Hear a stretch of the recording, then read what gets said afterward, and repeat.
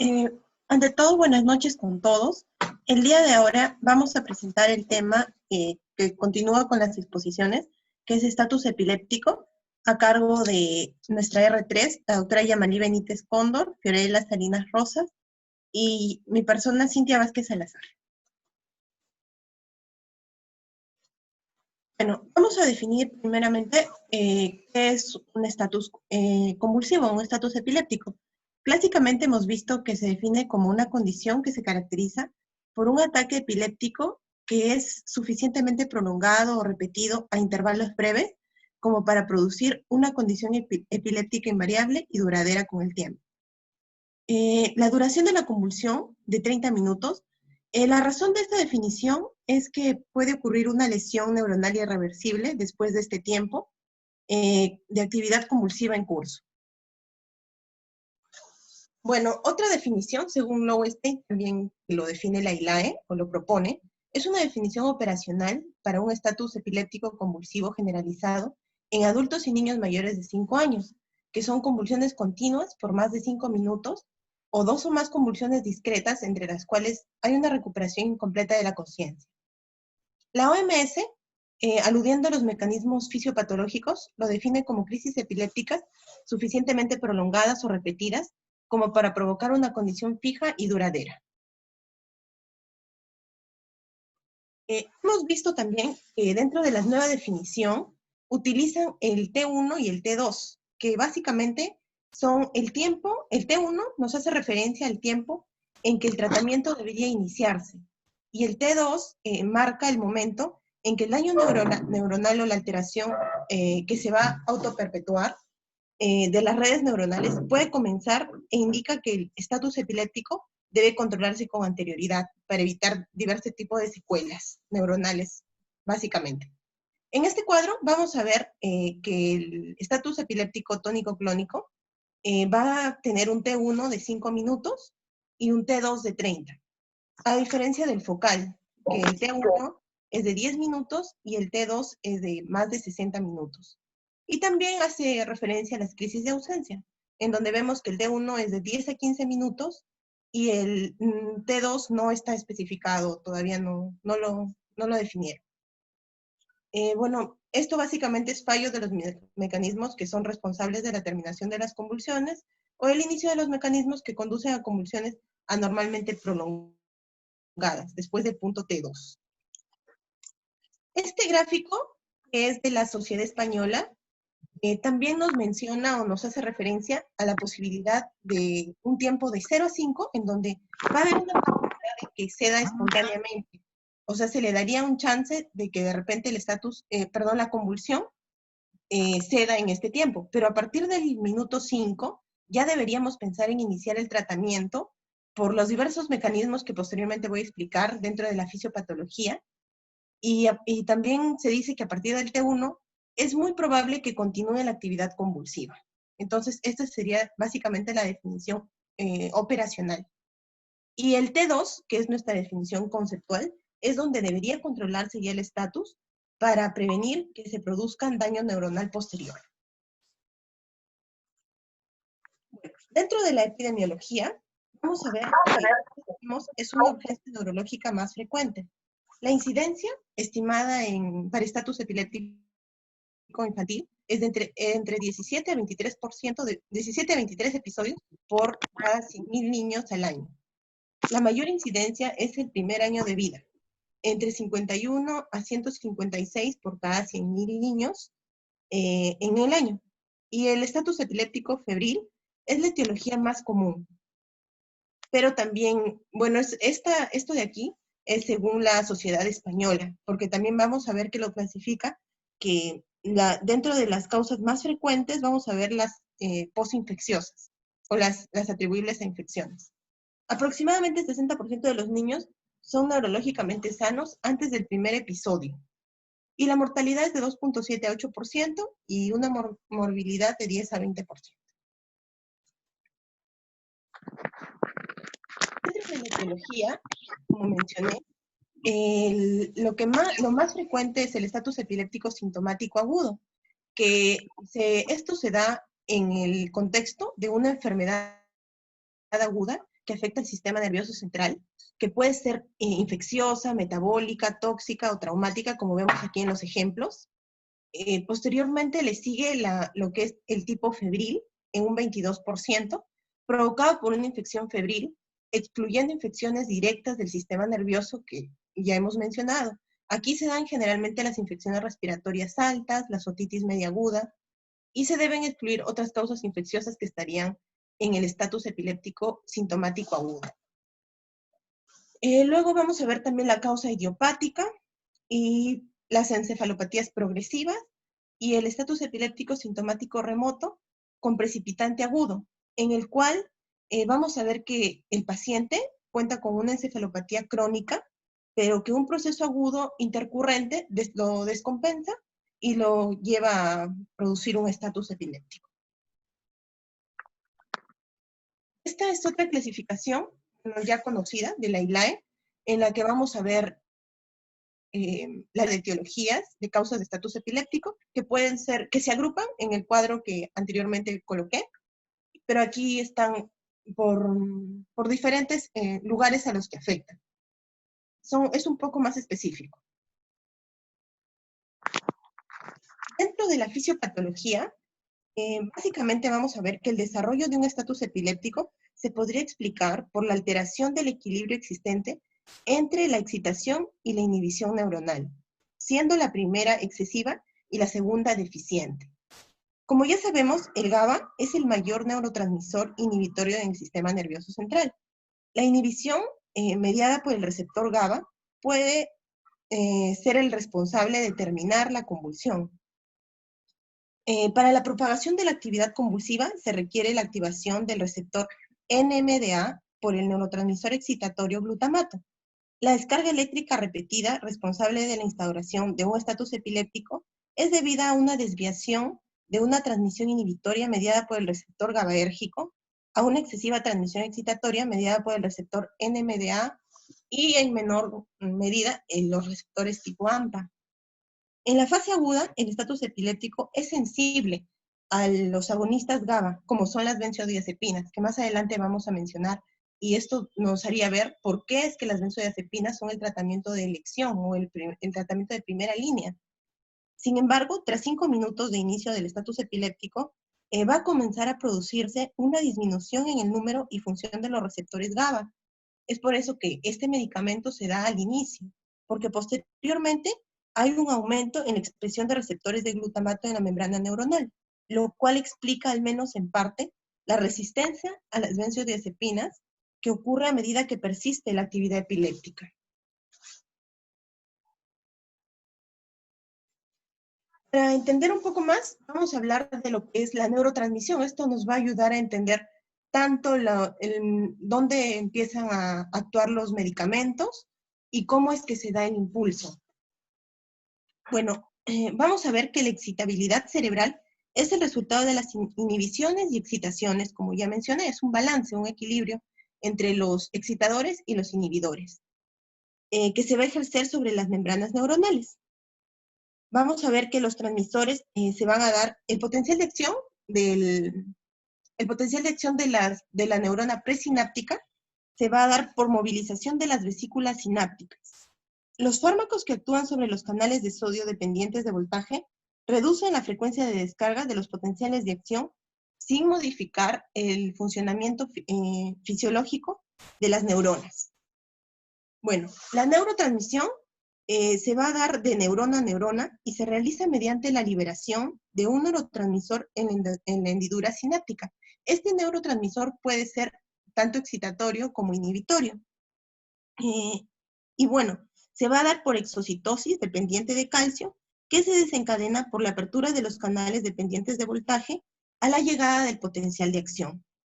La información que se va a transmitir va a depender de la naturaleza del tipo de neurotransmisor que se ha liberado. Como vemos en la primera imagen, es la liberación de glutamato, que se va a encargar de la despolarización, y en el otro está el receptor, el neurotransmisor GABA, mediante los canales de cloro, que va a ser básicamente el inhibitorio.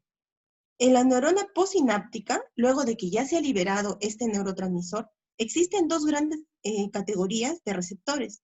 Los receptores asociados a un canal iónico se abrirán cuando el neurotransmisor se una a los receptores, permitiendo la entrada de un flujo iónico. Los receptores metabotropos tienen la entrada de flujo iónico a través, por las modificaciones intracelulares. Aunque bueno, en la actualidad no son diana de ningún tratamiento antiepiléptico, anticonvulsivo. Entre los receptores de los canales se encuentran los receptores GABA-A, que están asociados a un canal de cloro y producen una hiperpolarización, como ya mencioné, que es el efecto inhibitorio, y pueden activarse por la unión de fenobarbital o benzodiazepinas. Vamos a ver que, o sea, en este canal GABA actúan dos tipos de fármacos, como son las benzodiazepinas y los barbitúricos, pero actúan de diferente manera. Las benzodiazepinas actúan aumentando la frecuencia de apertura del receptor al canal, mientras que los barbitúricos lo que van a hacer es incrementar el tiempo de apertura de estos canales para que permanezcan abiertos más tiempo y el impulso inhibitorio se dé por más tiempo y trate de parar la convulsión. Los receptores de glutamato tipo AMPA son permeables al sodio y responsables de la excitación rápida, mientras que los receptores NMDA son permeables al sodio y al calcio y van a desencadenar una excitación más lenta.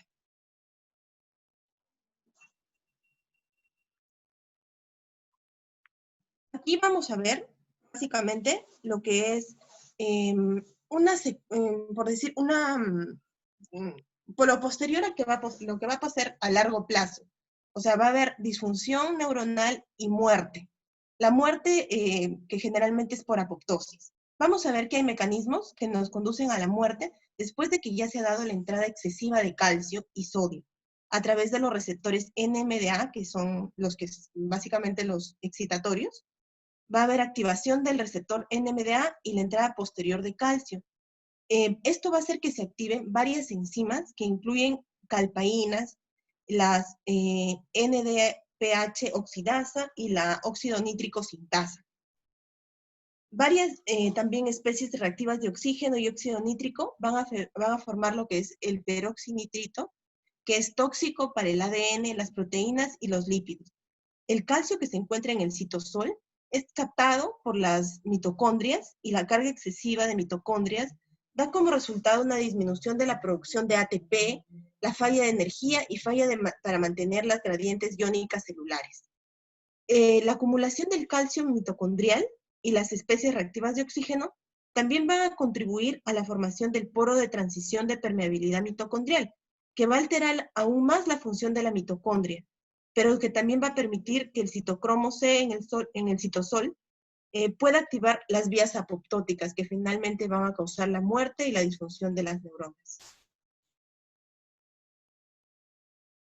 Y los cambios que se van a dar fisiopatológicos a raíz de todo lo que he mencionado, va a haber cambios en lo que es el sistema nervioso central, va a haber alteraciones sistémicas, va a haber también cambios a nivel del sistema nervioso y el sistema cardiorrespiratorio con más frecuencia. Vamos a ver que hay dos tipos de fases. La fase 1, que es de 0 a 30 minutos, en donde los mecanismos compensadores están intactos y todavía vamos a ver una respuesta por parte de estos. Pasados los 30 minutos, que es la fase 2, vamos a ver que los mecanismos compensadores van a empezar a fallar y no siempre van a responder frente a los estímulos patológicos que se están dando. Entonces, es por eso que de aquí nuestra definición se basa en más de 30 minutos, la definición conceptual, porque ahí es cuando los mecanismos compensadores fallan y ya no vamos a poder controlar la convulsión más fácilmente que antes de este tiempo. Bueno, vamos a ver que en el sistema nervioso central va a haber aumento de lo que es el flujo sanguíneo cerebral, va a haber mayor requerimiento de oxígeno y glucosa, va a haber aumento de lactato y de glucosa. En las alteraciones sistémicas vamos a ver una hiperglucemia y una acidosis láctica. Y a nivel del sistema nervioso autónomo vamos a ver hipercialorrea, temperaturas elevadas, vómitos, y el sistema cardiorrespiratorio, aumento de adrenalina y noradrenalina, aumento del gasto cardíaco, hipertensión arterial, taquicardias y arritmias. Y bueno, en la fase 2 vamos a ver que va a haber fracasos, ¿no? Fracaso en la autorregulación de este flujo sanguíneo cerebral, ya no se va a redistribuir, va a haber disminución. Es por eso que aquí ya empieza la fase apoptótica, la fase de daño neuronal. Entramos en hipoxia, en acidosis láctica, va a haber edema cerebral, hiponatremia, que es una alteración sistémica importante, hiper o hipocalemia, acidosis mixta, CID, falla multiorgánica, a nivel del sistema nervioso autónomo, hipertermia maligna, sistema cardiorrespiratorio, va a haber edema pulmonar, hipoxemia, hipotensión y falla cardíaca. Dentro de la clasificación, EILAE lo clasifica en 4 ejes principalmente. En el eje de semiología, etiología, según el electroencefalograma y según la edad del paciente. Como ya sabemos y como aplica para todas las cosas que vamos a ver, todas las patologías, cada paciente debe clasificarse de acuerdo a uno de estos 4 ejes y también de acuerdo al estado del paciente, según la presentación inicial, la edad aproximada del paciente, la semiología, será inmediatamente evaluable, ¿no? Vamos a ver que todo depende de qué tipo de paciente estamos tratando. También la etiología será evidente con menos frecuencia y puede llevar tiempo identificarla. En este caso no es tan importante, de repente, en ese preciso momento, clasificar el tipo de epilepsia o el desencadenante, sino parar la convulsión, pero también es importante en otro tipo de estatus convulsivo en el que, por ejemplo, está desencadenado por un trastorno metabólico, porque nosotros podemos estar administrándole anticonvulsivantes a un paciente que de repente está hipoglicémico. Entonces, básicamente el paciente hasta puede llegar a un estatus refractario y nosotros si no manejamos la causa de fondo, no vamos a tratar, la convulsión va a continuar. Sin embargo, también el electroencefalograma afectará la elección y la agresividad del tratamiento, el pronóstico y los enfoques clínicos, por lo que se debe buscar un electroencefalograma siempre que sea posible y lo antes posible. Porque a veces la clínica no siempre nos va a orientar, pero tampoco es que va a ser de elección, o sea, no va a ser la elección para tratar, me refiero al estatus epiléptico, más sí debemos hacerlo ante la duda de qué tipo de mecanismo es el que me ha producido el estatus epiléptico. Bueno, empezamos con el primer eje, que es la semiología. Este eje básicamente se refiere a lo que es la presentación clínica del estatus epiléptico. Es la base de esta clasificación. Van a ser 2 criterios taxonómicos principales, como son la ausencia o la presencia o ausencia de síntomas motores prominentes y el grado, ya sea cualitativo o cuantitativo, de deterioro de la conciencia. Como vemos aquí al lado derecho en la tablita, el eje de semiología lo dividimos, como mencioné, en los 2 tipos, con síntomas motores prominentes o síntomas motores no prominentes, que sería un estatus epiléptico no convulsivo. Vamos a ver que dentro de los síntomas motores prominentes va a haber el estatus epiléptico convulsivo, el mioclónico, el focal motor, el estatus tónico y el hiperkinético. Y dentro de los síntomas motores no prominentes, básicamente es estatus epiléptico no convulsivo en coma o sin coma.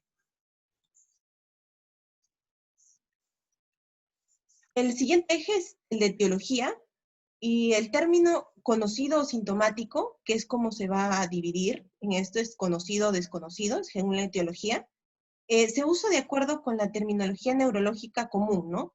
Para estatus epiléptico causado por un trastorno conocido, que puede ser estructural, metabólico, inflamatorio, tóxico, infeccioso, en función de su relación temporal, según las subdivisiones, aguda, remota y progresiva. Y el término desconocido o criptogenético básicamente se va a usar por su significado original estricto, ¿no? De causa desconocida. No sabemos la causa y la suposición es que se presume que sintomática o genética no es apropiada para este término de criptogenética, ¿no? Si hablamos de criptogenético, estamos hablando de algo que no conocemos. Aquí están los 2 tipos, la conocida y la no conocida, que la conocida se va a dividir en aguda, como puede ser una intoxicación, un accidente cerebrovascular, una malaria, encefalitis, Remota puede ser postraumática, postencefalitis, post-EBC. Progresiva por un tumor cerebral. Y según el electroencefalograma, bueno, vamos a ver que ninguno de los patrones ictales del electroencefalograma de ningún tipo de estatus epiléptico va a ser específico, ¿no? Para nosotros, así, solamente haciendo el uso de del electroencefalograma para diagnosticar, no, ningún patrón es específico. Las descargas epileptiformes pueden ser distintivas. Al aumentar la duración del estatus epiléptico, prevalecen los patrones rítmicos no epilépticos, y se pueden registrar patrones también de electroencefalogramas similares en otras patologías que nos van a llevar a una confusión. Y aunque el electroencefalograma está sobrecargado de movimiento y artefactos musculares en las formas convulsivas del estatus, y por lo tanto de valor clínico limitado, es indispensable el diagnóstico, ya que los signos clínicos, si es que presentase, a menudo son sutiles y no específicos. Se propone la siguiente terminología para describir los hallazgos del electroencefalograma. O sea, ¿qué es lo que vamos a evaluar dentro de un electroencefalograma? Vamos a evaluar la localización, si es generalizado o bilateral sincrónico lateralizado, si el tipo de patrón, vamos a ver si hay descargas periódicas, actividad rítmica delta, punta onda, onda aguda, onda lenta, la morfología, el número de fases, la agudeza, la amplitud, la polaridad, las características relacionadas al tiempo, la prevalencia, la frecuencia, vamos a ver la duración, el patrón, la forma de inicio, si es abrupto, fluctuante, evolutivo, la modulación, inducido por algún estímulo externo o si se da de manera espontánea, el efecto de la intervención en la descarga, ¿no? La medicación que estamos tomando, cómo es que afecta o no en el tipo de descarga que estamos encontrando. Y la edad. La edad del paciente es importante, ¿no? Vamos a ver que hay diferentes tipos de convulsiones de acuerdo al rango de edad. Por ejemplo, y lo divide en lactantes, niños mayores de 2 años a 12 años, adolescentes y adultos que son mayores de 12 años hasta los 59 años y ancianos mayores de 60 años. El estatus epiléptico en recién nacidos puede ser sutil y difícil de reconocer. Muchas veces también atribuimos como convulsión a algo que de repente no lo es o no es el problema de fondo, y lo que debemos es evaluar según la edad del paciente. En algunas formas de estatus epiléptico se ven como una parte integral del síndrome electroclínico. Otros pueden ocurrir en pacientes dentro del contexto de un cierto síndrome, o cuando están presentes factores desencadenantes o causas precipitantes, como falta de sueño, intoxicación por alguna sustancia o medicación inapropiada. Aquí este cuadrito es conocido ya, también por la ILAE, en donde vemos, de acuerdo a la edad, los tipos de convulsión más frecuente que se han encontrado. Esta clasificación la presento porque básicamente es un cuadrito en donde podemos ver el método para clasificar una convulsión. Lo presentó en la guía del ILAE del 2017, en donde básicamente habla de la nueva clasificación para las convulsiones. Por ejemplo, vemos que toman en cuenta el inicio. El inicio, o sea, vamos a ver si la convulsión es de tipo focal o generalizada, o si tiene un patrón mixto de inicio. Luego vamos a ver la conciencia. Esto es para las convulsiones focales, para que se decida si clasificarlo por el grado de conciencia o simplemente omitimos este dato. Otro tipo es el deterioro de la conciencia. También otro método para clasificar predomina en lo que es el comportamiento, si es de tipo motor o no motor, para ver si es bilateral o generalizado, si es una ausencia, qué tipo de ausencia es, si es una ausencia típica, si es clónico versus mioclónico o si solamente vemos mioclonía de párpados. Es generalmente para ver el tipo de convulsión y orientarnos a un diagnóstico posterior, luego que ya hemos manejado el tipo de estatus. luego que hemos manejado el estatus, ver el tipo de convulsión que estamos tratando.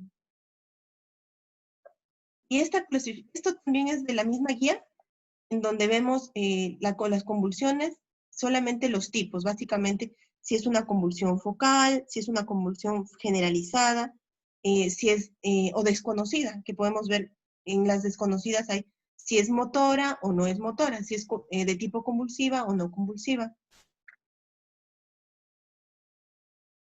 Ya. Bueno, no existe lo que es diagnóstico. El estatus epiléptico es una entidad que básicamente el paciente va a presentar y muchas veces no vamos a saber precisamente el desencadenante hasta después de tratar el estado epiléptico y estabilizar al paciente. Pero esta guía nos presenta algunos criterios de severidad que fueron aplicados en niños. El SCORE básicamente es para adultos, fue creado para adultos y aplicado en adultos, pero se hizo una modificación para pacientes pediátricos. Por ejemplo, según el estado de conciencia, si el paciente está somnoliento, si está confuso, si está en estupor o está en coma, vamos a ver según el tipo de convulsión, si es una parcial simple, si es una parcial compleja, si es una ausencia, si es una mioclonía, o si es una convulsión tónico-clónico generalizada. Si es también de tipo no convulsivo, y según la edad, mayor o igual a 2 años, menor de 2 años, si la causa es conocida o no. Esto va a ir en un puntaje de 0 a 6 puntos, en donde mayor o igual a 3 puntos nos va a dar un pronóstico desfavorable. Este score tiene una sensibilidad de 93.3 y una especificidad del 80.8%.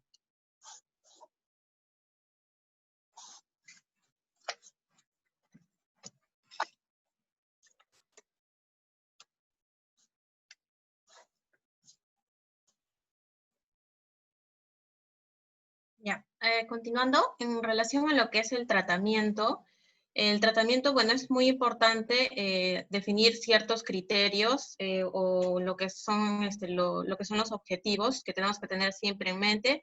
Lo primordial es mantener una vía respiratoria adecuada, o sea, aplicar lo que es el ABC. Lo que es importante también es la terminación de la convulsión, para esto poder prevenir la lesión cerebral y poder prevenir también las recurrencias de las convulsiones. El diagnóstico y tratamiento inicial también de las causas, y ya que pueden ser diversas a diferentes causas como hipoglicemia o infecciones o lesiones como unas tumoraciones, y tenemos que tener también en cuenta que tenemos que minimizar las complicaciones que van a ser de acuerdo al mismo tratamiento que aplicamos al paciente.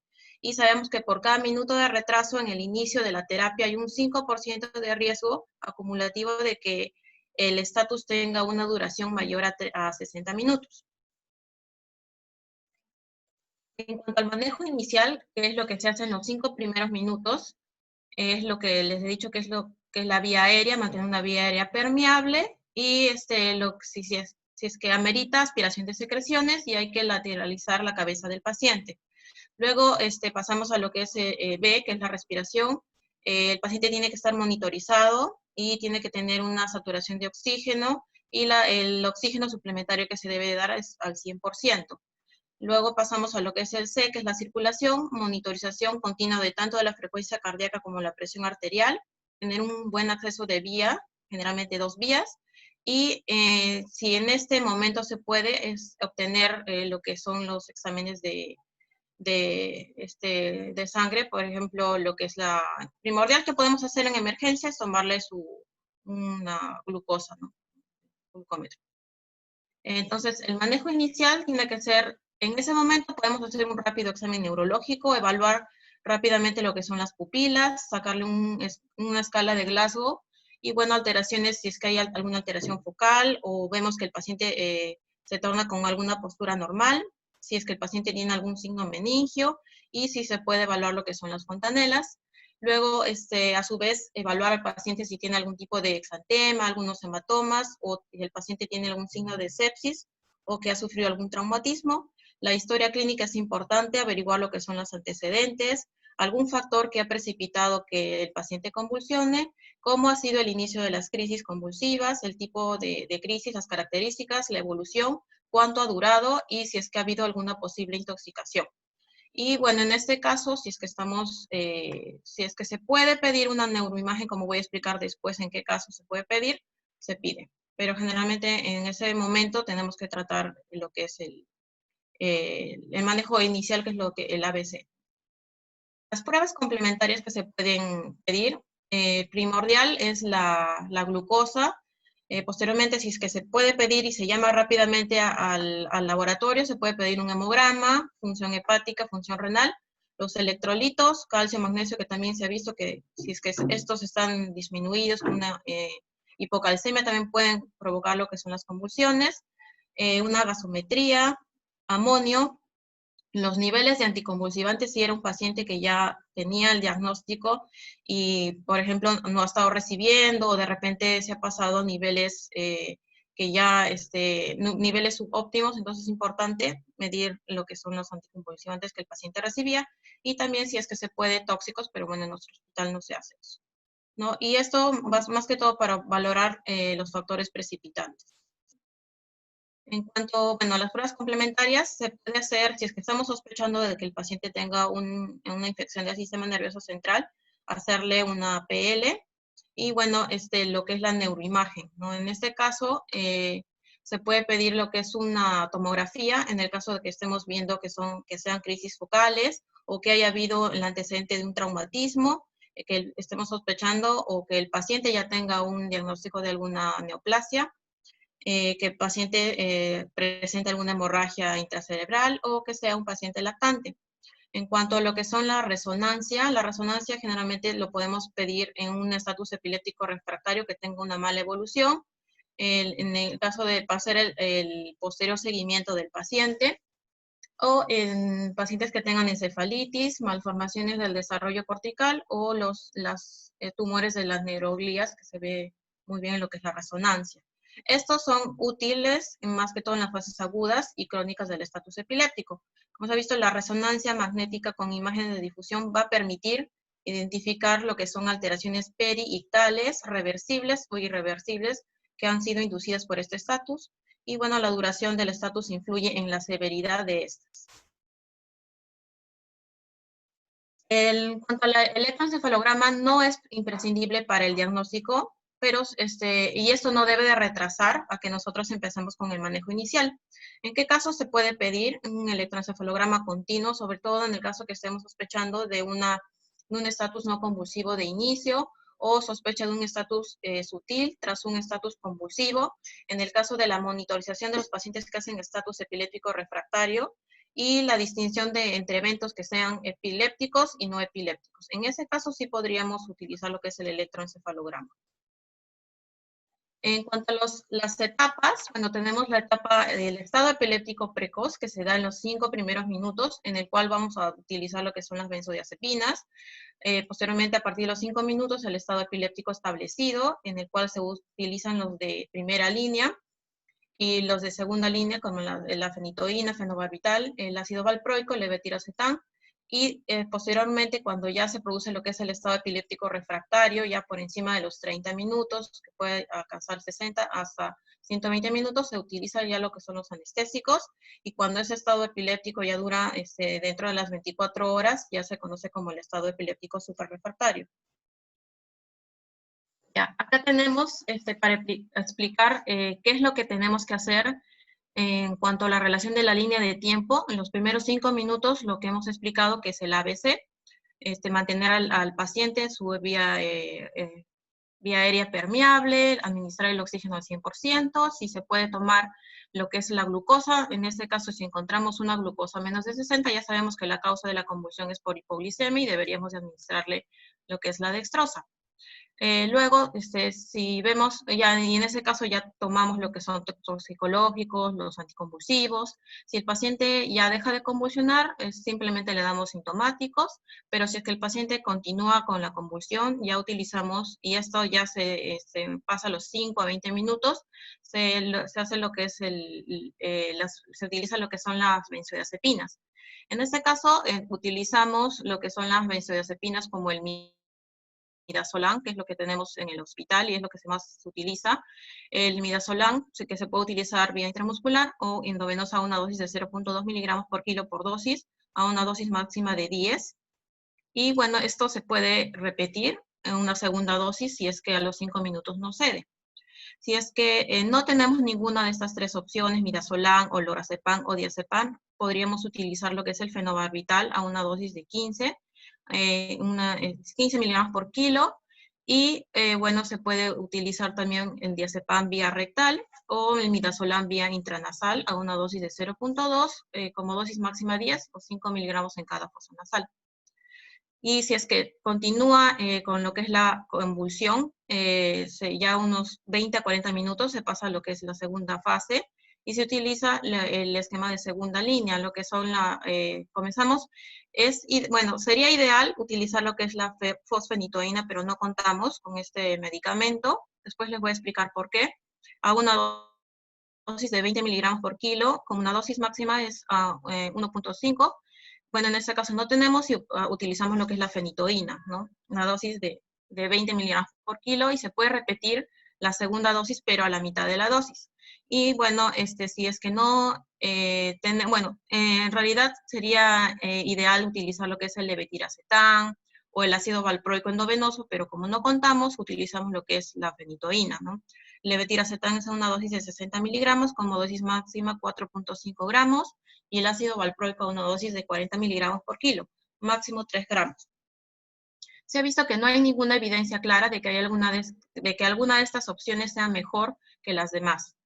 Y bueno, si es que esta convulsión todavía persiste y ya está pasando 40 a 60 minutos, se conoce como la fase 3. Y en este caso no se ha visto evidencia sobre qué tipo de anticonvulsivante utilizar. Entonces se ha visto que se puede repetir lo de segunda línea o en este caso ya utilizar lo que son los anestésicos. Y bueno, todo va a depender de la etiología o la gravedad de la convulsión y los pacientes se ha visto que pueden atravesar las fases, o sea, más rápidamente o incluso saltarse una fase y pasar rápidamente a la segunda fase y pasar rápidamente a la tercera, especialmente en aquellos pacientes enfermos y en los que están en UCI. El mecanismo de acción de los diferentes tipos de anticonvulsivantes, vamos a explicar sobre todo los más frecuentes y los más utilizados, que son los de lo que es la fenitoína. La fenitoína lo que va a hacer, va a bloquear lo que son la apertura de los canales de sodio, al igual que lo hace el ácido valproico, y bueno, también la carbamazepina, pero el ácido valproico y la carbamazepina actúan, o sea, igual bloquean la entrada de los canales de sodio, pero a diferente nivel. Después tenemos lo que es el levetiracetam. El levetiracetam, sobre todo, no se conoce muy bien el mecanismo de acción, pero se ha visto que se une a lo que son las proteínas de las vesículas sinápticas, SB2A, y la unión en este sitio puede modular lo que es la transmisión sináptica, y a través de la alteración de lo que son la fusión de las moléculas, de las vesículas, también se ha visto que hay evidencia de modular indirectamente lo que es el GABA, pero como les dije, es desconocido todavía el mecanismo exacto del levetiracetam, pero es un buen anticonvulsivante. Después tenemos lo que es lo que son las benzodiazepinas y los barbitúricos que actúan igual a nivel de lo que es los canales de cloro en lo que es el receptor de GABA. Pero como ya lo habían explicado, lo que es las benzodiazepinas lo que hace es aumentar la apertura, o sea, abre más veces lo que son los canales de cloro. En cambio, lo que son los barbitúricos, lo que hace, como el ácido valproico, lo que hace es que se mantenga más tiempo abierto lo que es el canal de cloro. Bueno, esto es un resumen, más que todo, de lo que he explicado en el sitio de acción para que lo tengan más fijo. Y bueno, ya lo expliqué bien en la anterior diapositiva. Y acá tenemos lo que son los anticonvulsivantes de primera línea, que son las benzodiazepinas. Tenemos para ver lo que es más que todo el tipo, acá tenemos el mecanismo de acción que ya lo expliqué, las dosis máximas y el efecto adverso más importante, por ejemplo, de lo que son las benzodiazepinas, como todos sabemos, que es la depresión respiratoria. Y bueno, las ventajas es de que el inicio de acción es rápido, es por eso que es administrado ni bien llegue el paciente. Los de segunda línea tenemos a la fenitoína, ya expliqué lo que es el mecanismo de acción, y bueno, las reacciones adversas más importantes, genera hipotensión, puede provocar también fibrilación, o sea, provoca arritmias también. El ácido valproico también provoca lo que es una hepatotoxicidad, y esto va a ser relacionado a la dosis que se le da al paciente, y bueno, más raro una pancreatitis y una plaquetopenia también. En cuanto a la comparación de lo que es la fenitoína y la fosfenitoína, la fenitoína se ha visto que alcanza su pico de acción entre los 10 a 30 minutos y su concentración cerebral es de 5 veces superior a la concentración plasmática, y el preparado comercial contiene propilenglicol, que se ha visto que es el causante de la mayoría de los efectos secundarios de este, que son la hipotensión y las arritmias. En cambio, lo que es la fosfenitoína es el profármaco de la fenitoína, es de acción más rápida, actúa unos 5 a 10 minutos, no requiere de este propilenglicol y se puede utilizar más que todo también por vía intramuscular, pero no contamos con este medicamento. Entonces, por eso que utilizamos lo que es la fenitoína. Ya. Después tenemos también lo que es el levetiracetam, que como se ha visto, no se conoce muy bien lo que es el mecanismo de acción, pero se ha visto que actúa también a nivel de los GABA, y sus efectos adversos más importantes, bueno, es de comportamiento agresivo y disminuye lo que es la irritabilidad.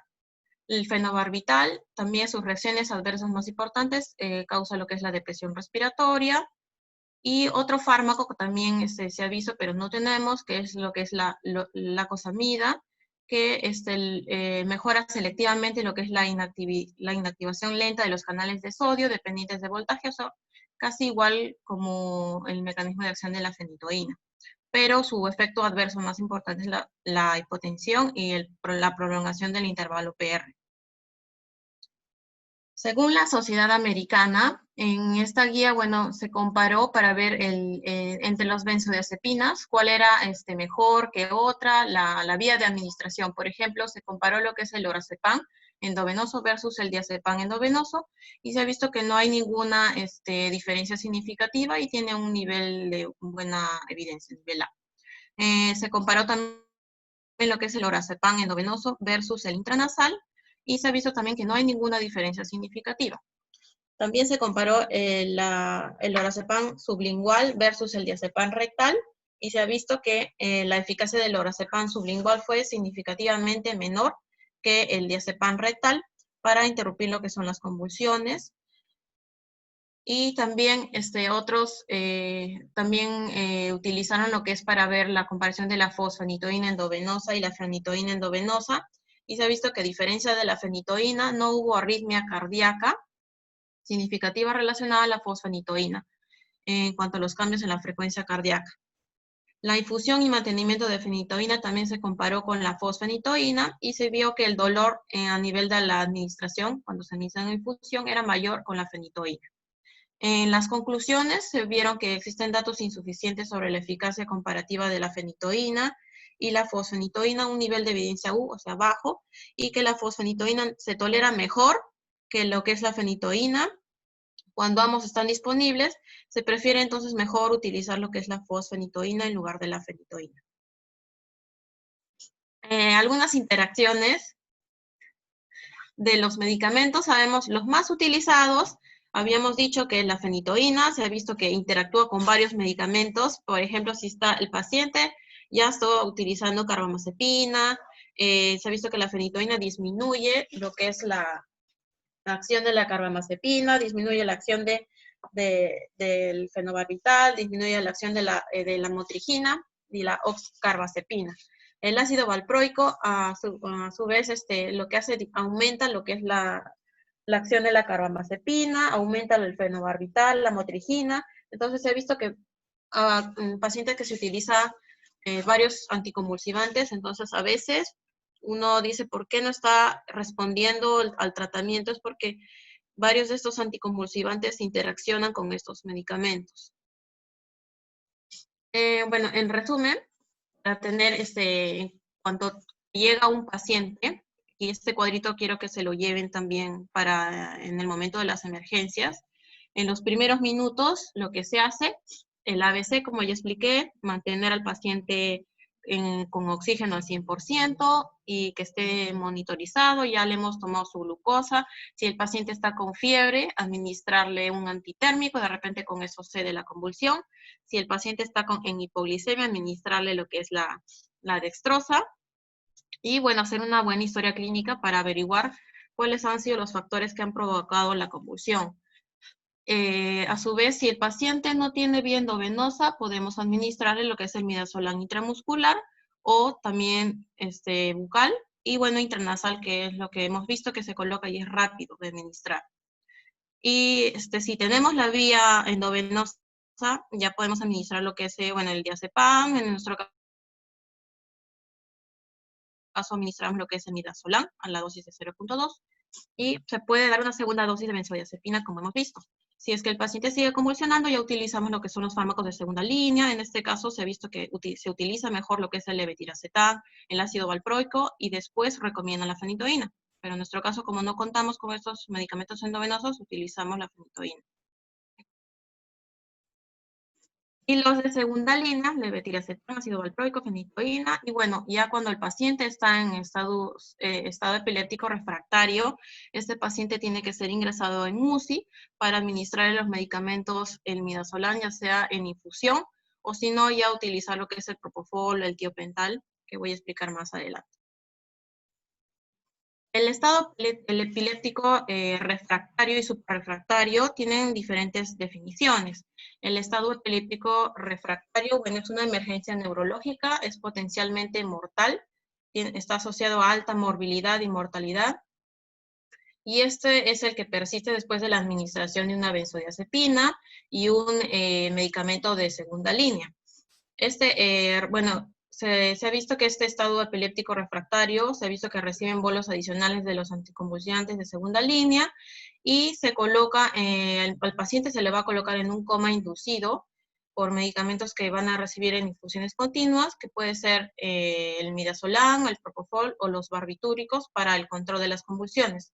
En cambio, cuando este estado ya dura ya más de 24 horas, ya se produce lo que es el estado epiléptico suprarrefractario y este paciente tendría que ser, este paciente está en UCI y ya requiere un electroencefalograma continuo ya.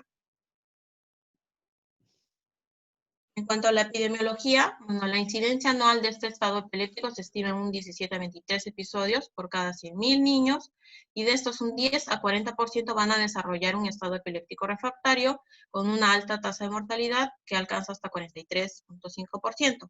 De esto, bueno, hay pocos estudios en niños, más que todo se ha basado en los adultos, indicando que hay un 10 a 15% de los casos de estado epiléptico refractario, y estos van a progresar a un estado epiléptico suprarrefractario, y aproximadamente un tercio de estos pacientes van a morir. Y en niños se ha visto un estudio retrospectivo que solamente mostró 602 episodios convulsivos de estado epiléptico que han llevado solo un 7.4% que ha llegado a ser suprarrefractario. La presentación clínica más común va a ser lo que es el estado epiléptico generalizado. Es lo más común que se presenta y es la principal causa y la principal crisis convulsiva en pediatría. Se ha visto también que puede ser presentado como focal, con alteración de la conciencia después del fracaso del tratamiento inicial, y otras presentaciones sugieren clínicas más sutiles y por lo tanto van a sugerir un estado epiléptico no convulsivo. En cuanto a la etiología, se ha visto las causas sintomáticas agudas, tenemos a la encefalitis infecciosa, a la encefalitis autoinmune, que son las que más producen el estado epiléptico refractario o suprarrefractario, las infecciones del sistema nervioso central, como tenemos, en ellas tenemos por herpes, por VIH o neurocisticercosis, o también se ha visto malaria también, y bueno, una lesión cerebral que haya sido traumática. Tenemos también para nombrar lo que es el NORS. El NORS es una presentación clínica, no es un diagnóstico en sí específico en un paciente sin epilepsia o un trastorno neurológico preexistente relevante, en el cual va a presentar una causa aguda o estructural, tóxica o metabólica activa. Y se ha visto también una subcategoría de este NORS, que es conocido como el síndrome de epilepsia relacionado con infección febril, que es el FIRS, y se presenta comúnmente en niños en edad escolar de 3 a 15 años previamente sanos. Y bueno, estos pacientes suelen tener una enfermedad febril previa con fiebre que comienza entre las 2 semanas y 24 horas antes del inicio de este estado epiléptico. Y pueden presentarse con o sin fiebre al inicio de este. Y bueno, la etiología de esto sigue siendo desconocida y las convulsiones en esta población de pacientes son notoriamente difíciles de controlar, tanto en cuadro agudo como crónicas. En cuanto al tratamiento, el objetivo va a ser controlar las convulsiones, la prevención de la excitotoxicidad, la neuroprotección y evitar lo que son las complicaciones sistémicas. El tratamiento más común es lo que es al paciente inducirle el coma con agentes anestésicos, luego del fracaso, como hemos dicho, de los anticonvulsivantes de primera, segunda línea. La elección tiene que ser individualizada en cada paciente y el objetivo del coma inducido va a ser terminar las convulsiones o la supresión completa de lo que es la actividad del electroencefalograma. Y bueno, se ha visto que existen pocos ensayos clínicos aleatorizados de práctica clínica y no se puede establecer la duración y los parámetros de esto. En cuanto al mecanismo de acción de estos fármacos, ya la benzodiazepina ya ha sido explicada, lo que son los agentes anestésicos, los barbitúricos, como el pentobarbital. La dosis de carga que se debe administrar es de 5 a 15 miligramos por kilo, a una velocidad de infusión de 50 miligramos por minuto, y se deja la velocidad de infusión a 0.5 a 5 miligramos por kilo por hora. Su efecto adverso más importante son la hipotensión, y bueno, la depresión respiratoria. En cuanto al tiopental, la dosis es de 2 a 7 miligramos por kilo, con una velocidad de infusión de 50 miligramos por minuto, y la dosis de mantenimiento de infusión es de 0,5 a 5 miligramos por kilo por hora. Igual sus efectos adversos son los mismos, hipotensión, depresión respiratoria. El propofol, la dosis de carga igual es de 1 a 2 miligramos por kilo, la velocidad de infusión es de 20 microgramos por kilo minuto, y esta tiene que ser titulada cada 5 a 10 microgramos por kilo minuto. Otras terapias que se han visto es lo de la inmunoglobulina G. Lo que hace su mecanismo de acción es alteración de la expresión y función de los receptores específicos, y bueno, va a producir una disminución de lo que son las citocinas. Sus efectos adversos van a ser reacciones de hipersensibilidad más frecuentes, y una dosis de 1 a 2 gramos por kilo divididos en 3 a 5 días. También se ha visto que pueden ser utilizados lo que son los corticoides, sobre todo lo que es la metilprednisolona, 1 gramo por día durante 3 a 5 días. La plasmaféresis también, lo que es la dieta cetogénica y la hipotermia, que voy a explicar más adelante. También se ha visto que se puede utilizar lo que es la terapia electroconvulsiva, mejora lo que es la neurotransmisión del GABA, aumenta el umbral convulsivo y reducción de lo que es la actividad metabólica neural. Y también otra terapia que se puede utilizar es lo que es la estimulación del nervio vago, lo cual se tiene que hacer en implantación quirúrgica, y lo que hace es modular lo que es el locus coeruleus, el tálamo, el circuito límbico, a través de lo que son proyecciones noradrenérgicas, serotoninérgicas y la elevación de los niveles del GABA. Todo esto en lo que es el tronco encefálico. Y las otras terapias que les dije, lo que es la dieta cetogénica, bueno, tanto la dieta cetogénica como la hipotermia no tienen un buen nivel de evidencia, y bueno, se utiliza lo que es una dieta alta en grasas, baja en lo que son carbohidratos y adecuada en lo que son proteínas. Es una terapia complementaria en aquellos pacientes que resisten a lo que son los anticonvulsivantes, y bueno, ha ganado importancia debido a las propiedades antiinflamatorias y anticonvulsivas que presenta. Se vio una serie de casos, es un estudio pequeñito de 9 niños, en el cual se administró una dieta de grasa más proteínas, carbohidratos, una relación de 4:1, entre los días 4 y 55 del inicio de las convulsiones, y se vio que hubo un cese de las convulsiones en un 7 de 8, o sea, un 87% de estos pacientes que alcanzaron lo que es la cetosis. Dentro de 2 a 4 días de cetonuria, 6 de los 7 pacientes se mantuvieron con la dieta y volvieron a experimentar otra vez convulsiones, pero leves. Y el paciente restante volvió a presentar un estado epiléptico refractario, pero después este paciente, bueno, murió días después. La otra terapia que también se utiliza es lo que es la hipotermia. Se ha visto que generalmente se puede reducir la temperatura a 32 a 35 grados por 24 horas, y en otras referencias se ha visto que se puede utilizar a 20 a 33 grados, siendo la mínima temperatura que han llegado a utilizar es de 20 grados. Y bueno, esta hipotermia terapéutica lo ha descrito más que todo para el tratamiento de la injuria traumática cerebral. Es, como les he dicho, una terapia complementaria, y lo que hace es reducción del intercambio de sodio, disminución de la conductancia del potasio, regula la transmisión sináptica glutaminérgica, disrupción de descargas sincrónicas, disminuyendo lo que es la neuroinflamación, disminuye el metabolismo cerebral, disminuye el edema que se presenta en estos pacientes y disminuye lo que es el metabolismo. Eso es todo. Gracias.